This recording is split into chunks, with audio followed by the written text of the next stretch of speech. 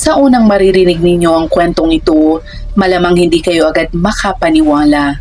Dahil paano nga ba mangyayari na ang isang taong kilala bilang mabuting asawa, mapagmahal na ama, at respetadong miyembro ng komunidad ay siya ring gumawa ng isa sa pinakamatinding krimeng maiisip ni Numan. Para sa lahat ng nakakakilala kay Stephen Supple, isa lamang siyang normal na tao na may normal na pamilya. Pero sa loob lamang ng isang gabi, tuluyang nagbago ang lahat. Isang serye ng maling desisyon ang nauwi sa isang trahedyang nag-iwan ng napakaraming tanong na hanggang ngayon ay mahirap pa ring sagutin. Ano nga ba talaga ang nagtulak sa kanya para gawin ang isang karumal-dumal na krimen? Ito ang kwento ni Stephen Supple, isang kasong nagpapatunay kung gaano kadaling mabura ang hangganan sa pagitan ng pagiging normal at paggawa ng kasamaan.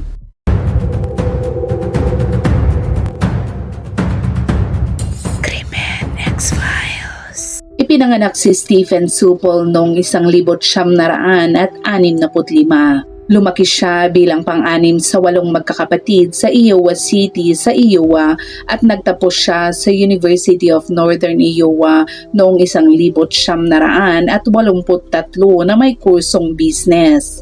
Noong kabataan niya, iba't ibang trabaho ang kanyang pinasok kabilang ang isang pagiging bartender at lifeguard. Kilala rin siya sa hilig niya sa sports, lalo na sa football at golf, at magaan ang loob ng mga taong nakakakilala sa kanya at ayon sa kanyang mga kaibigan, siya ang madalas magpatawa sa kanilang grupo. Sa paningin ng lahat, isa lamang siyang normal at maayos na binata. Noong 1985, mas lalong gumanda ang takbo ng buhay ni Supple nang makilala niya si Cheryl sa isang bar sa Iowa. Nagkasayaw silang dalawa at halatang may namong espesyal na koneksyon sa kanilang pagitan. Mula sa simpleng pagkikita, nauwi ito sa isang relasyon na ayon sa kanilang mga kaibigan ay halos hindi sila mapaghiwalay. Nagtapos si Cheryl ng kursong education at talagang mahal niya ang pagtuturo at pagtratrabaho kasama ang mga bata. Nagsimula siyang magturo sa isang elementary school at naging aktibong miyembro ng kanilang komunidad sa Iowa. Kasali din siya sa iba't ibang book club, study group, women's group at Bible study. Matibay naman ang pananampalataya ng dalawa at halos tuwing weekend ay magkasama silang nagsisimba sa St. Mary's Catholic Church at hindi naglaon, sila ay ikinasal noong 13 ng Hunyo, 1970. Umabot ng mahigit 18 taon ang kanilang pagsasama kung isasama ang panahon ng kanilang panliligaw at relasyon bago sila ikasal. Madalas silang ilarawan ng kanilang mga kaibigan at pamilya bilang 2 taong talagang itinadhana para sa isa't isa. At habang lumilipas nga ang mga taon, umangat ang karera ni Supple at naging Vice President at Controller siya ng Hills Bank and Trust. Pero kahit matagumpay ang kanilang mga trabaho at matatag ang kanilang relasyon, naharap pa rin sila sa isang malaking pagsubok. Hindi kailanman sila nagkaroon ng kanilang sariling anak, kaya nang maayos na ang kanilang buhay, gumawa sila ng isang mahalagang desisyon. Ito ay mag-ampon ng mga bata. Lumipad sila patungong South Korea at isa-isang tinanggap sa kanilang pamilya ang 4 na bata. Hindi malinaw ang eksatong petsa ng bawat pag-aampon, pero pagsapit ng 2008, 4 na ang kanilang mga anak. Naalala ng kanilang mga kaibigan kung gaano sila kasabik sa bawat pag-aampon. Madalas pa nga nilang ipinapakita ang mga litrato ng mga batang malapit na nilang maging anak. Nanirahan ng pamilya Supple sa isang komunidad na perpekto para sa pagpapalaki ng mga bata. Mayroon silang magandang bahay na lalong bumagay sa lumalaki nilang pamilya. Para bang nagsisimula na ang masaya at bagong yugto ng kanilang buhay. Si Ethan, ang panganay sa mga anak ng pamilya Supple, ay ipinanganak noong 1977 at siya ang unang inampon ng mag-asawa. 10 taong gulang siya nang mapabilang sa kanilang pamilya at minahal siya ng marami dahil sa kanyang talino, husay makisalamuha at pagiging mas mature kumpara sa ibang batang kanyang kaedad. Mahilig siyang tumugtog ng cello, mangisda kasama ang kanyang ama at maglaro ng soccer. Si Seth naman ay ipinanganak noong 1979 at siya ang pangalawang batang inampon ng mag-asawa. Kilala siya bilang isang batang mahilig sa mga hayop, tahimik man siya, mahilig din siyang sumubok ng iba't ibang mga bagay. Sensitibo at mabait siya at gustong-gusto niya ang kalikasan lalo na ang mga hardin at mga bulaklak. Si Mira naman na ipinanganak noong 2002 ay ang pangatlong anak na sumali sa kanilang pamilya. Isa siyang batang masayahin at puno ng enerhiya, lagi siyang sabik ipakita ang kanyang mga talento at naaalala ng mga kaibigan ng pamilya kung gaano siya kasaya sa pag-aaral ng mga magic trick na ipinagmamalaki niyang ipakita tuwing nagtitipon sila sa Pasko. Si Eleanor naman na ipinanganak noong 2004 ay bunso sa 4 na anak ng pamilya Supel. Sa edad na 3.5 taon, kapansin-pansin kung gaano siya kalapit sa kanyang adoptive father at madalas silang nakikitang magkasama at kitang-kita rin ng mga kaibigan ng pamilya ang espesyal na samahan nilang dalawa. Ayon sa mga taong nakakakilala sa kanila, isa talaga silang mabuting pamilya. Halatang mahal ng mag-asawa ang 4 na bata at maayos ang pag-aalaga sa kanila. Dahil sa matinding hangarin ni Cheryl na maging mabuting ina, gumawa siya ng mahirap na desisyon. Matapos nilang maampon ang pangalawang anak, iniwan niya ang kanyang full-time na trabaho bilang isang guro. Pero kahit ganoon, hindi niya tinalikuran ang pagmamahal niya sa pagtuturo at pag-aaruga sa mga bata. Nanatili pa rin siyang aktibo sa kanilang komunidad, lalo na sa Iowa's Children's Museum. Dahil isa siyang mahilig magbasa mula pa noong bata, nagpasimula siya ng isang lokal na book club at aktibo niya itong pinangasiwaan.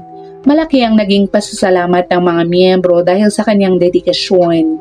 Sa paglipas nga ng mga taon, dito sa bahay na ito lumaki ang 4 nilang anak na inampon mula sa South Korea. Malapit din ang 4 na bata sa kanilang mga lolo at lola na nakatira lamang malapit sa kanilang bahay. Dahil sa pagpapahalaga nila sa kanilang pamilya, aktibong pagsisimba, at iba't iba nilang libangan, naging mataas ang respeto ng kanilang mga kapitbahay sa pamilya Supel. Hindi malinaw kung bakit South Korea mismo ang pinili nilang pagkuhanan ng 4 na batang aampunin, pero malinaw na gusto nilang mabigyan ang mga ito ng mas magandang kinabukasan. Nagkaroon ng mga bata ng pagkakataong matutong magsalita ng English, manirahan sa isang komportableng tahanan at makasali sa iba't ibang aktibidad. Ito'y isang napakalaking pagbabago para sa mga batang nagsimula ng buhay na wala ang kanilang mga magulang sa kanilang sariling bansa. Palaging pinupuri ng mga kapitbahay ang pamilya Supel dahil sa maayos nilang pamumuhay at matatag na samahan bilang isang pamilya. Madalas ding ikwento ni Cheryl kung gaano kabuti si Supel bilang tao, asawa at ama sa kanilang mga anak. Pero gaya nga ng maraming kwento, hindi habang buhay nananatiling maayos ang lahat. Unti-unting nagsimulang gumuho ang kanilang tila perpektong buhay. Pagsapit ng Oktubre ng 2007, nagsimula nang bumagsak ang mundong matagal na binuo ni Supel. Bigla na lamang natapos ang kanyang 7 taong trabaho sa Hills Bank and Trust matapos siyang tanggalin dahil sa umano'y paglustay ng pera ng bangko. Inakusahan siya ng kumpanya na kumuha ng mahigit $550,000 habang siya ay nagtratrabaho doon. Ayon pa sa investigasyon, dahan-dahan umano niyang inilipat ang pera ng kumpanya papunta sa kanyang sariling mga bank accounts.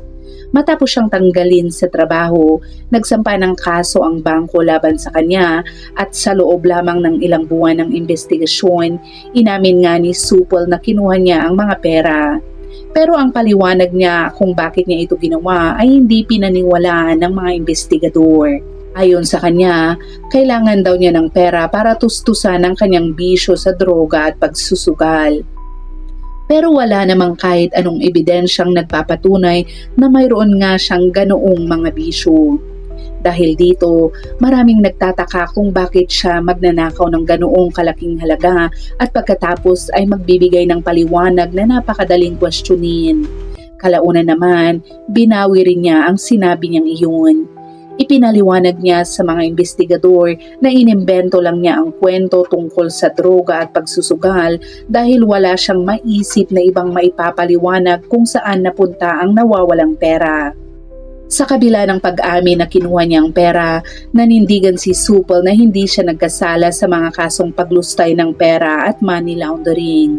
Pinalaya siya matapos makapagpiyansa at naghintay na lamang siya ng paglilitis na nakatakdang magsimula sa Abril ng 2008. Habang mas lalong sinisiyasat ng mga otoridad ang kanyang pananalapi at pamumuhay, wala silang nakitang palatandaan ng magarbong pamumuhay o mamahaling mga kanyang binili. Inilarawan ang pamumuhay ng pamilya Supple bilang komportable pero hindi naman naging marangya. May housing loan silang $244,000 para sa kanilang bahay at mayroon din naman silang ilang utang. Pero wala ring sapat na paliwanag kung saan talaga napunta ang napakalaking halagang nawawala na iyon. Dahil sa malaking agwat sa pagitan ng perang nawala at ng simpleng pamumuhay ng kanilang pamilya, nagsimulang kumalat ang iba't ibang haka-haka kung saan talaga napunta ang pera. May ilan ang naniniwalang baka itinabi lamang ito dahil mahirap ang kalagayan ng ekonomiya noong 2008. May iba namang nag-isip na baka dahil sa bigat ng responsibilidad sa pagpapalaki ng malaking pamilya ay napilitan siyang gumawa ng isang desperadong hakbang gaya ng pagsusugal. At mayroon ding naghinalang baka tuluyan na siyang nawala ng kontrol sa sarili at kumuha ng mas maraming responsibilidad kaysa sa kaya niyang dalhin. Sa panahong iyon, laman ng balita si Steve Supple dahil sa kanyang umano'y pagkakasangkot sa isang kaso ng paglustay ng pera sa bangko. Ayon sa mga piskal, mahigit $550,000 ang umano'y nakuha ni Supple sa loob ng 7 taon niyang pagtratrabaho sa Hills Bank and Trust. Noong nakaraang buwan, itinanggi niya ang mga kasong paglustay ng pera at money laundering at nakalaya siya matapos makapagpiyansa habang hinihintay ang paglilitis na nakatakda sa Abril. Sa kabila ng mabibigat na problemang pinansyal at mga kasong kinakaharap nila, matapang na hinarap ni Cheryl ang sitwasyon. Kung ibang tao ang nasa kalagayan niya, malamang ay tuluyan na itong nalugmok pero hindi si Cheryl. Ayon sa mga kaibigan niya, pinili niyang manatiling positibo at araw-araw siyang gumigising ng alas 5 ng umaga para mag-gym, inaalagaan ang kanyang physical at mental na kalusugan at pagsapit ng alas 7 ng umaga, nakauwi na siya para ihanda ang mga bata sa pagpasok sa kanilang paaralan. Nagbalik pa nga siya sa kanyang pagtratrabaho at tumanggap ng mas maraming responsibilidad upang masuportahan ang kanilang pamilya. At habang unti-unti niyang sinusubukang ayusin muli ang kanilang buhay, ibang plano naman ang tumatakbo sa isip ng kanyang asawa. Ito'y isang planong mauuwi sa isang trahedyang halos imposibleng isipin. Noong Pebrero ng 2008, formal na sinampahan ng kaso si Supple kaugnay ng kanyang mga krimeng pinansyal. Nakapagpiyansa siya ng $250,000 at nakatakdang magsimula ang paglilitis noong ika-21 ng Abril. Napakabigat ng maaring kahinatnan ng kanyang kaso at malinaw na malinaw ito sa kanya. Kapag napatunayang nagkasala, maaari siyang makulong ng hanggang 30 taon, bagamat may ilang ulat na nagsasabing mas malamang na nasa 3 hanggang 5 taon ang magiging minimum na sentensya. Napakalaki rin ang pinansyal na pasaning nakaatang sa kanya. Kapag pinagsama ang halagang nawala sa bangko at ang kanyang piyansa, halos $1 milyong ang maaari niyang maging pananagutan. Dahil dito, halos wala nang matakbuhan si Supol. Tuluyan nang nasira ang kanyang reputasyon at nawala ang kakayahan niyang maibigay ang komportableng buhay na dati niyang naibibigay sa kanyang pamilya.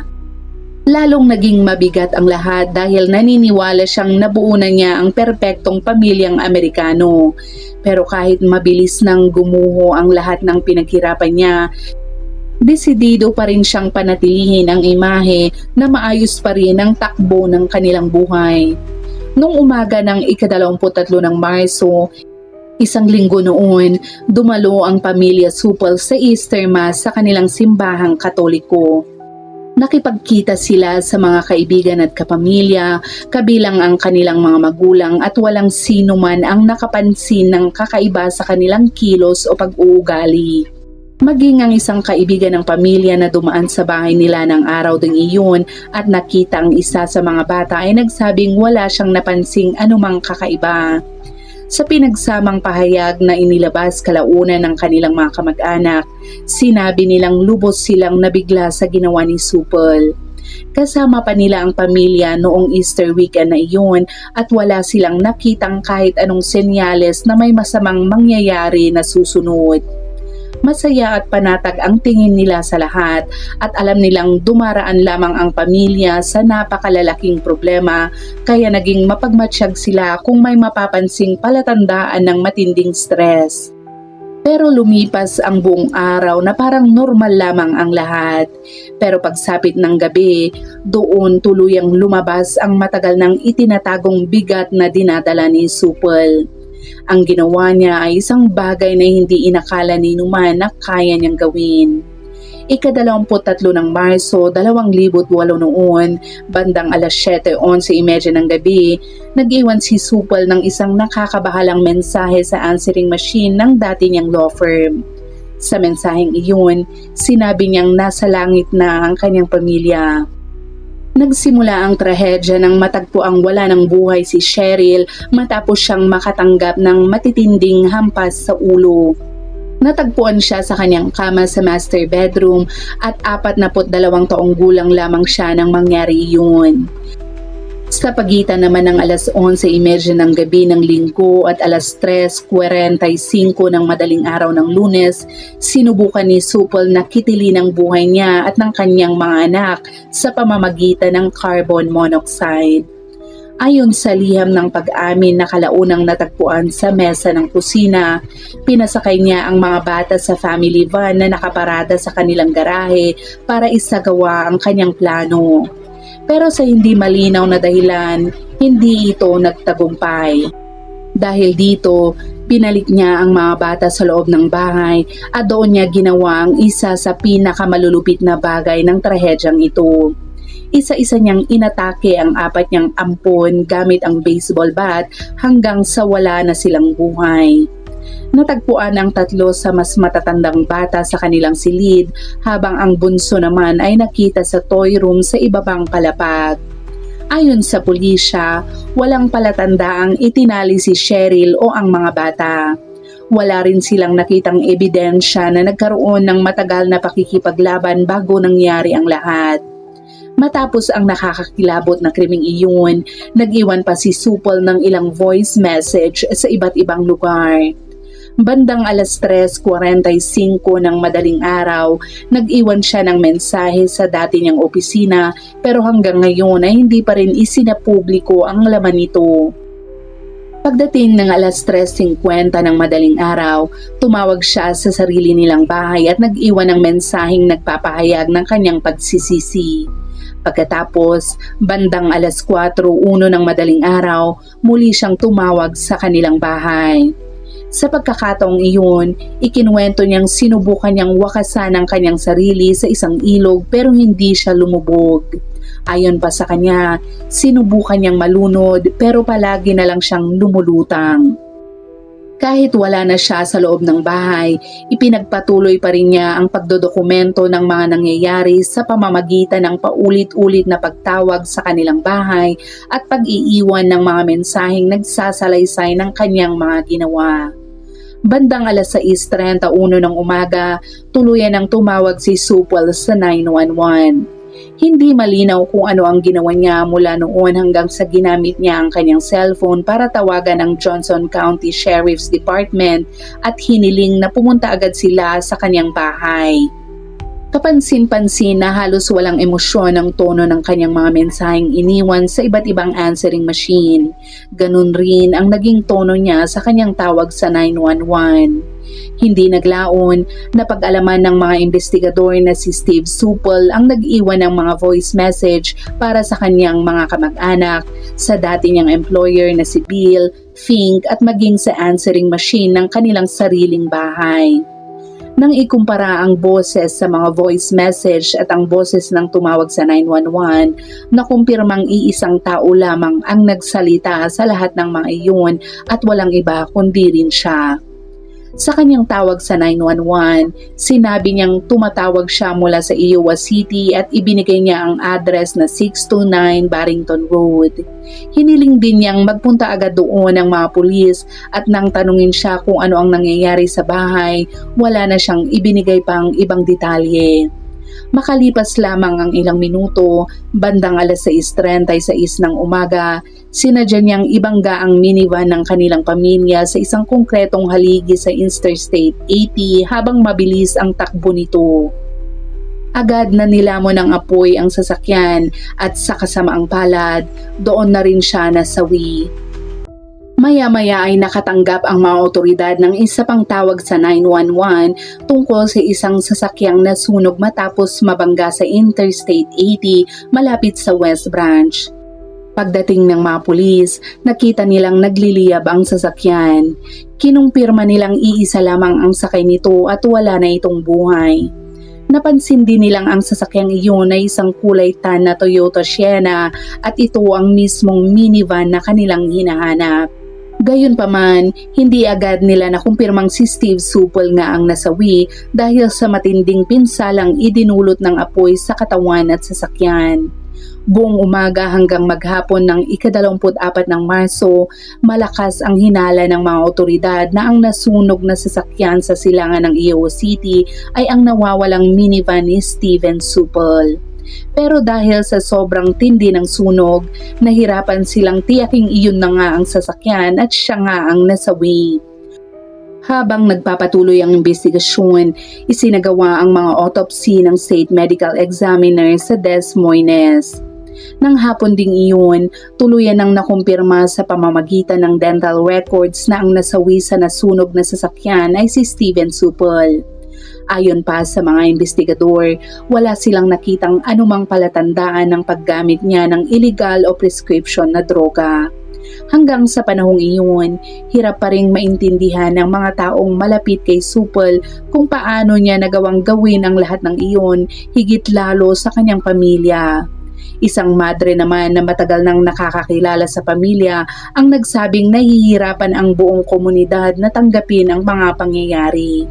Ayon pa sa kanya, kung wala silang paniniwala sa buhay na walang hanggan at sa isang Diyos na mapagpatawad at walang hanggang nagmamahal, hindi nila alam kung paano nila malalampasan ang napakasakit na trahedyang ito. Maging ang adoption center sa South Korea na tumulong sa pag-aampon ng 4 na bata ay nagsabing wala silang anumang naging palatandaan noon na may problema sa pamilya Supple. Bago siya nasawi sa nagliliyab na aksidente, nag-iwan si Supple ng isang sulat kamay na may 4 na pahina. Sa sulat na iniwan niya sa mesa ng kanilang kusina, detalyado niyang isinulat kung paano niya pinatay ang kanyang pamilya at kung paano rin niya sinubukang wakasan ang kanyang sariling buhay. Kalaunan naman, lumalabas na ang sulat ay para sa mga kamag-anak na naiwan.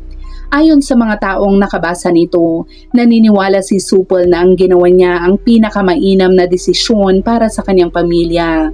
Ang mga detalyeng nakasaad sa sulat ay tumugma sa mga ebidensyang natagpuan sa bahay at sa resulta ng pagsusuri ng medical examiner. Isinulat din niya ang tungkol sa mga kasong kinakaharap niya at ayon sa kanya, kapag siya ay nakulong, maiiwan ang kanyang asawa na mag-isang bubuhay at mag-aalaga sa 4 nilang mga anak. Kapansin-pansin ding puno ng paghingi ng tawad ang laman ng kanyang sulat. Lumalabas na naniniwala si Supol na hindi maaring magkahiwalay ang kanyang pamilya at ang kanyang sarili. Hindi niya maisip ang isang hinaharap kung saan magpapatuloy silang mabubuhay ng hiwa-hiwalay. Matapos ang nangyari, ibinasura na ng US Attorney's Office ang kaso laban kay Steven Supol at ilang araw lang ang lumipas, isinagawa ang isang burol at libing para sa buong pamilya. Mas lalong naging masakit ang lahat dahil ang ika-24 ng Marso, isang araw matapos ang trahedya, iyon ay sanay ika-6 na kaarawan ni Mira. Sa hiling ng kanilang mga kamag-anak, inilibing na magkakatabi ang 6 na miyembro ng pamilya. Ayon sa mga eksperto, ang mga kasong tulad nito ay tinatawag na family annihilation. Kadalasan, ang gumagawa nito ay isang lalaking kilala bilang mabuting provider at mapagmahal na ama, pero kapag dumating sa puntong pakiramdam niya ay tuluyan na siyang nabigo sa papel na iyon, maaari itong humantong sa isang trahedyang halos imposibleng isipin. Marahil iyon ang pinaka-nakakatakot na bahagi ng kasong ito. Hanggang sa mga huling sandali, wala halos sino man ang nakapansin ng anumang senyales na kaya ni Steven Supol ang ganoong klaseng krimen. Hanggang ngayon, nananatiling palaisipan kung matagal ba niya itong pinagplanuhan o isa lamang itong desperadong desisyon. At isa pang tanong ang hindi pa rin nasasagot. Saan nga ba talaga napunta ang mahigit 550,000 dolyar na nawawalang inaakusa sa kanya? Maaring hindi na natin kailanman malalaman ang buong katotohanan.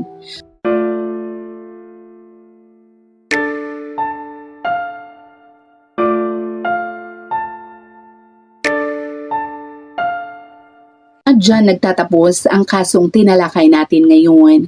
At gaya ng dati, kung umabot ka sa dulo ng videong ito ay huwag mong kalimutang ilagay sa comment section ang iyong saloobin kung bakit nga ginawa ito ni Supol at ilagay mo na rin kung anong oras at saan mo ito napanood para naman alam namin kung saan talaga umabot ang videong ito.